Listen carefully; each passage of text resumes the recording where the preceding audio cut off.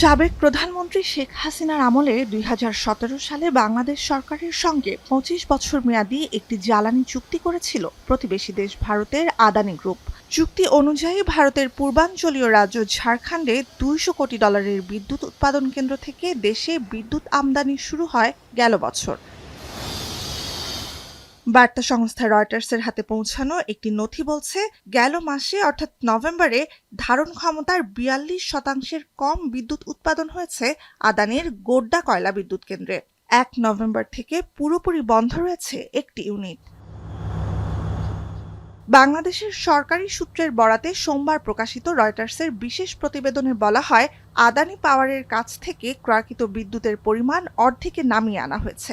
এই পদক্ষেপের কারণ হিসেবে শীতের মৌসুমে বিদ্যুতের চাহিদা কম বলে রয়টার্সকে জানিয়েছে ঢাকা। তবে কবে থেকে আবারও স্বাভাবিক পরিমাণে বিদ্যুৎ কেনা শুরু করবে তা আদানি জানতে চাইলেও এখনও কোনো সুনির্দিষ্ট জবাব দেয়নি বাংলাদেশ বিদ্যুৎ উন্নয়ন বোর্ড বিপিডিবি। গেল অগস্টে দেশে ক্ষমতার পট পরিবর্তনের পরই বিদ্যুৎ বাবদ মোটা অঙ্কের অর্থ বাংলাদেশের কাছ থেকে আদানির পাওনা বলে জানা যায়। বকেয়া বিতর্কের জেরে গত ৩১ অক্টোবর থেকে বিদ্যুৎ সরবরাহ অর্ধেক কমিয়ে দেয় প্রথমে আদানি। বৈদেশিক মুদ্রার সংকটের জেরে ধাপে ধাপে বকেয়া পরিশোধ করতে থাকলেও আদানির এ পদক্ষেপে ক্ষুব্ধ বাংলাদেশও পরবর্তীতে আদানিকে অর্ধেক বিদ্যুৎ সরবরাহেরই নির্দেশ দেয়। আদানি পাওয়ারের এক মুখপাত্রের বরাত দিয়ে রয়টার্স জানায়, বাংলাদেশে প্রতিষ্ঠানটি বিদ্যুৎ সরবরাহ অব্যাহত রাখলেও বকেয়ার পরিমাণ উদ্বেগজনক। এ বিষয়ে বাংলাদেশ সরকার ও বিপিডিবির সঙ্গে আলোচনা চলছে। আদানি গ্রুপ আশা করছে বকেয়া পরিশোধের প্রতিশ্রুতি রক্ষা করবে বাংলাদেশ। ঘুষ কেলেঙ্কারিতে জড়িয়ে দেশে দেশে $শত কোটি বিদেশি বিনিয়োগ হারানোর ঝুঁকিতে থাকা আদানির দাবি, বাংলাদেশের কাছ থেকে প্রতিষ্ঠানটির বকেয়ার পরিমাণ বেড়ে দাঁড়িয়েছে $৯০ কোটি। তবে বিপিডিবির তথ্য অনুযায়ী আদানিকে প্রদেয় অর্থের পরিমাণ $৬৫ কোটি ছিল। গেল ২ মাসে পরিশোধ করা হয়েছে $১৮ কোটি বেশি বকেয়া।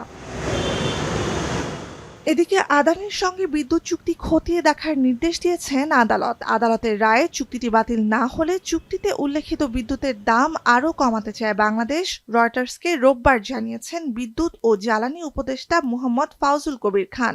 যদিও বিদ্যুৎ চুক্তি পুনর্মূল্যায়নের বিষয়ে বাংলাদেশ কোনো আভাস দেয়নি বলে জানিয়েছে আদানি। বাংলাদেশে বিদ্যুৎ সরবরাহে ভারতের যতগুলো প্রতিষ্ঠান নিয়োজিত আছে সেগুলোর মধ্যে আদানির বিদ্যুতের দাম সবচেয়ে বেশি। গেল জুনে শেষ হওয়া বিগত অর্থবছরে প্রতি ইউনিট বিদ্যুতের দাম প্রায় ১৫ টাকা ধরে আদানি, যেখানে অন্যান্য ভারতীয় প্রতিষ্ঠানের সরবরাহকৃত বিদ্যুতের গড় মূল্য ১০ টাকারও কম। দেশের বিদ্যুৎ খাতে বছরে ৩২,০০০ কোটি টাকা ভর্তুকি দিয়ে বর্তমানে বাংলাদেশে ভোক্তা পর্যায়ে প্রতি ইউনিট বিদ্যুতের দাম ৯ টাকার কম। নুসহাত কামাল, এখন বিশ্ব। শিয়া বাটার ও ভিটামিন ই সমৃদ্ধ lily glam beauty soap. Lily, always beautiful.